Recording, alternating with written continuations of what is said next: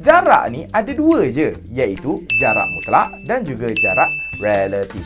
Jarak mutlak ni very simple dalam km. Maksudnya 1 kilometer, 2 kilometer, 3 kilometer ataupun jarak daripada rumah saya ke rumah kawan saya adalah 3 kilometer. Yang menjadi kekeliruan adalah jarak relatif. Jarak relatif ada dalam dua unit lah, dalam lingkungan dua unit, iaitu yang pertama kita ada masa. Yang kedua kita ada kos. Bila cakap pasal masa, biasanya kita akan cakap pasal minit ataupun jam. Okey, ataupun kos. Kos ni biasanya kita akan cakap tentang tambang. Okey, untuk pergi ke rumah Abu, saya perlu menaiki bas dengan tambang 30 sen. Ataupun dia bagi soalan macam ni. 1 kilometer 2 minit. 1 kilometer 50 sen. Jarak daripada A ke B adalah 4 kilometer. Berapa minit untuk A dan untuk A pergi ke B?